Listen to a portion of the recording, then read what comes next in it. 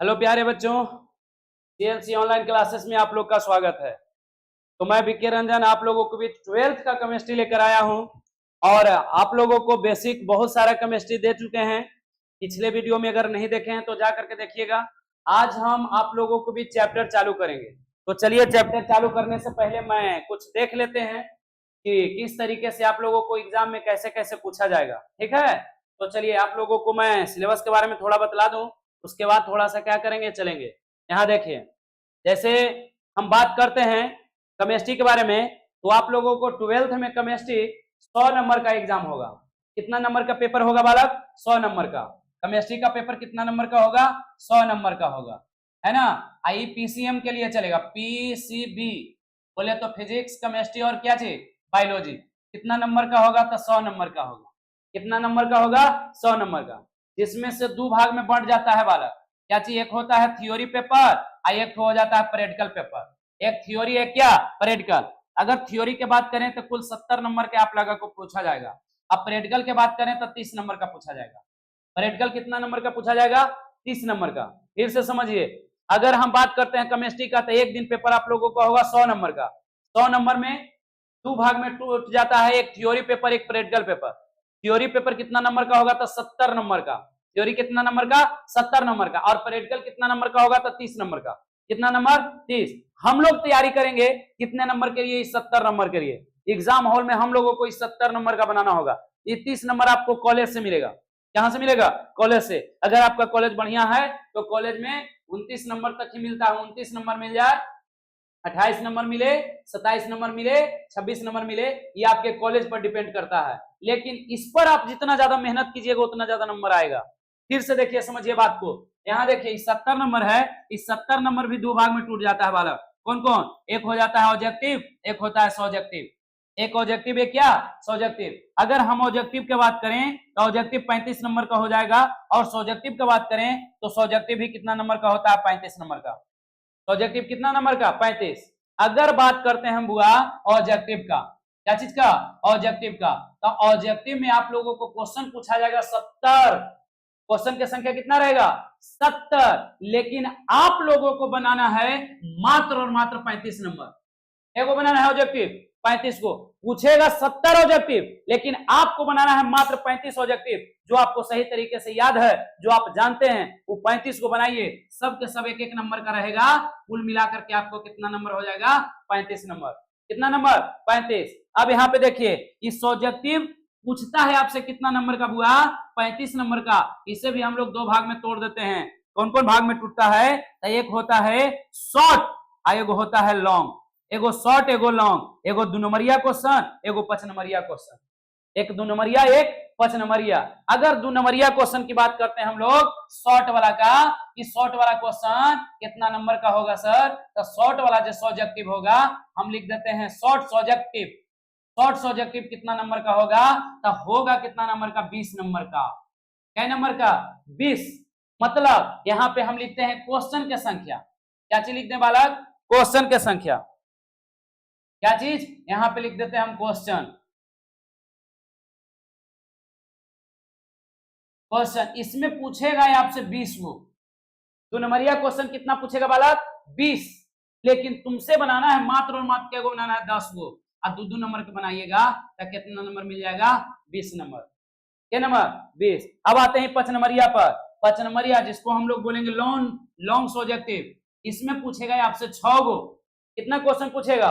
6 question. और 6 गो नहीं बनाना है बल्कि 3 गो बनाना है। आई 5-5 नंबर का बनाइएगा तब मिलेगा क्या नंबर? 15 नंबर। और यहाँ पे देखिए एक प्रैक्टिकल वाला पेपर था, वो कितना नंबर के था रे बुआ? 30 नंबर का।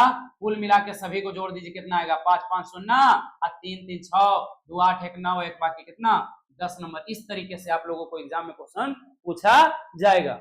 समझे? ऑब्जेक्टिव क्वेश्चन रहेगा 70 गो, बनाना है 35 गो, एक एक नंबर का होगा 35 नंबर।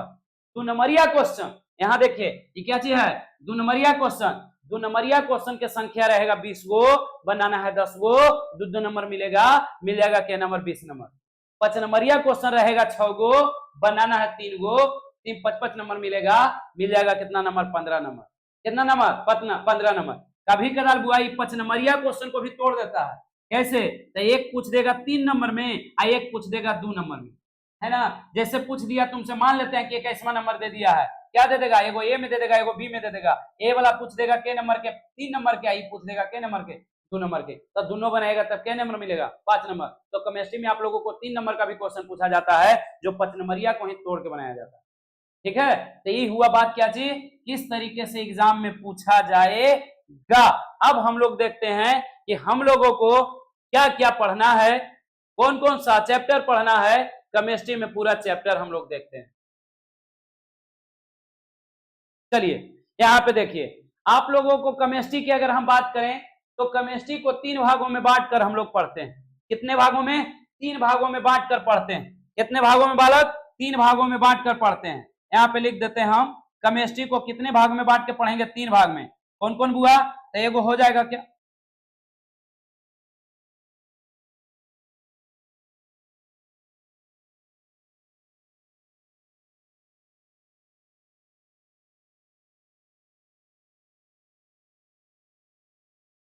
केमिस्ट्री को 3 भागों में बांटकर पढ़ेंगे। एक होता है फिजिकल केमिस्ट्री, एक होता है ऑर्गेनिक केमिस्ट्री, और एक होता है इनऑर्गेनिक केमिस्ट्री। फिजिकल केमिस्ट्री बोले तो भौतिक रसायन, ऑर्गेनिक बोले तो कार्बनिक रसायन, और इनऑर्गेनिक बोले तो अकार्बनिक रसायन। क्या हुआ? अकार्बनिक रसायन। जिसमें से फिजिकल केमिस्ट्री की अगर बात किया जाए तो फिजिकल केमिस्ट्री आप लोग से पूछेगा 23 से 24 नंबर का। कितना नंबर? 23 से 24 नंबर, ऊपर नीचे करते रहता है, ठीक ना, लेकिन मिनिमम इतना के आधार पर पूछता है। ये कितना नंबर के पूछेगा? 28 नंबर के। आई कितना नंबर के रे बुआ? तो ये आपसे 18 या 19 नंबर का पूछेगा। 18 या कितना? 19 नंबर का पूछता है। इस रूप में पूछा जाता है। तो चलिए हम लोग यहाँ पे देखते हैं। यहाँ पे खंड ए लिखे हैं। खंड ए बोले तो भौतिक रसायन। इसमें आप लोगों को कितना चैप्टर पढ़ना है? तो मात्र और मात्र 5 चैप्टर पढ़ना है। कितना चैप्टर? 5। पहला चैप्टर का नाम है पदार्थों की ठोस अवस्था। पदार्थों की ठोस अवस्था, पदार्थों के ठोस अवस्था। दूसरा पढ़ना है विलयन और अनुषंक गुणधर। विलयन और अनुषंक गुणधर, विलयन और अनुषंक गुणधर। तीसरा पढ़ना है विद्युत रसायन, विद्युत रसायन। और चौथा पढ़ना है रासायनिक गतिकी, रासायनिक गतिकी। और पांचवा पढ़ना है पृष्ठीय रसायन, पृष्ठीय रसायन। तो आप लोगों को समझ में आया? फिजिकल केमिस्ट्री में हम लोगों को कुल कितने चैप्टर पढ़ना है? 5 चैप्टर। पहला क्या है? पदार्थों के ठोस अवस्था। दूसरा क्या है? विलयन और उनके अनुषंक गुणधर्म। तीसरा क्या है? विद्युत रसायन।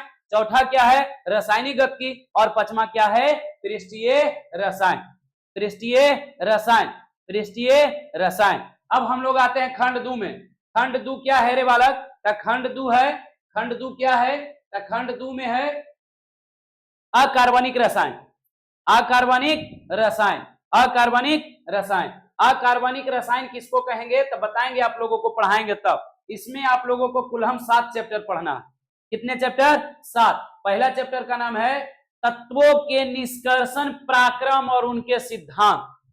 तत्वों के निष्कर्षण पराक्रम और उनके सिद्धांत, तत्वों के निष्कर्षण पराक्रम और उनके सिद्धांत। अगर हम दूसरा चैप्टर की बात करते हैं तो दूसरा चैप्टर में पढ़ना है पी ब्लॉक के तत्व, पी ब्लॉक के तत्व, पी ब्लॉक के तत्व। अब पी ब्लॉक के अंतर्गत आप लोगों को पढ़ना है कितना? 15वां वर्ग, 16वां वर्ग, 17वां वर्ग, 18वां वर्ग।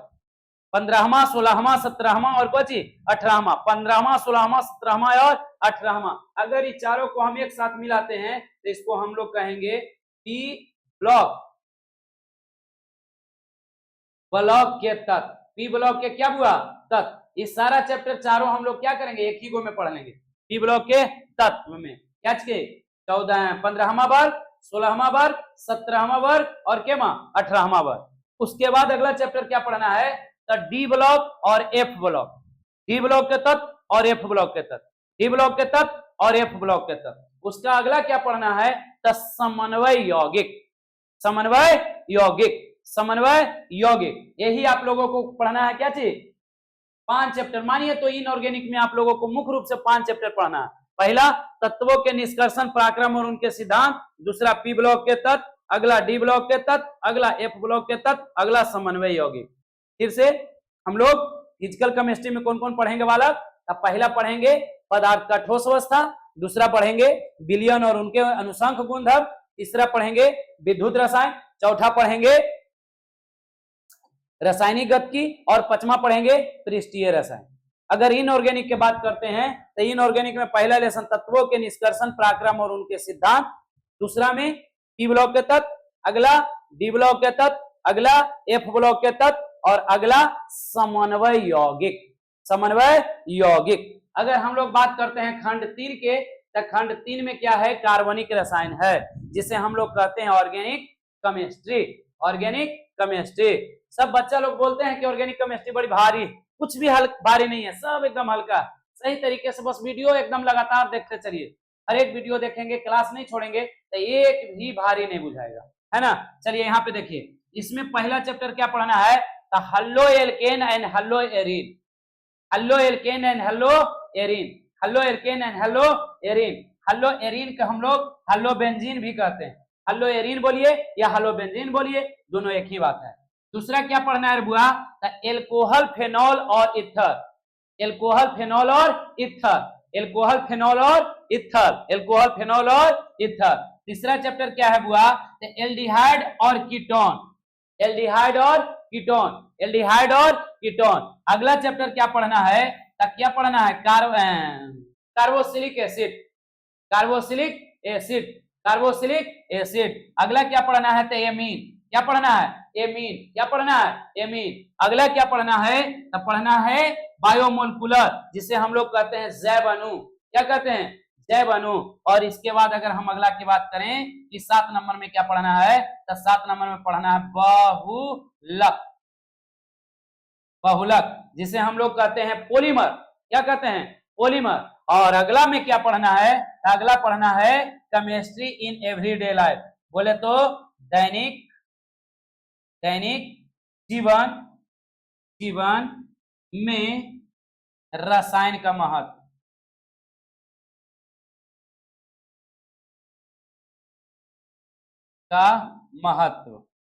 रसायन का महत्व।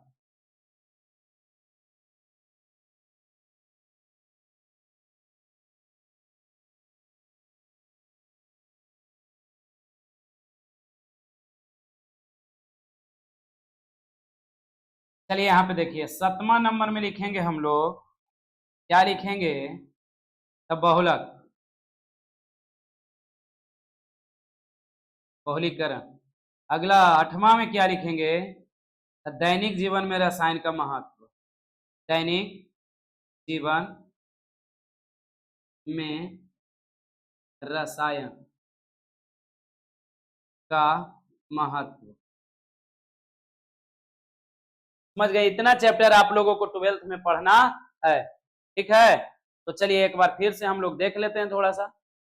इसमें कितना, 5 चैप्टर, इसमें मानिए मुख्य रूप से 5 चैप्टर, इसमें मानिए मुख्य रूप से 7 या 8 चैप्टर, कुल मिलाकर कितना चैप्टर पढ़ना है, तो आप लोगों को समझ में आ गया होगा। ये पूरा से आप लोगों को 70 नंबर का एग्जाम में पूछा जाएगा। तो आज भर इतना ही रहने देते हैं, और अगले क्लास में आप लोगों को पहला लेसन के साथ हम लोग मिलेंगे। तो हम लोग अगले क्लास में पढ़ेंगे क्या, तो सबसे पहले देखेंगे, क्या देखेंगे, अकार्बनिक रसायन। बोले तो इनऑर्गेनिक। इनऑर्गेनिक में फर्स्ट लेसन पढ़ेंगे तत्वों का निष्कर्षण पराक्रम और सिद्धांत।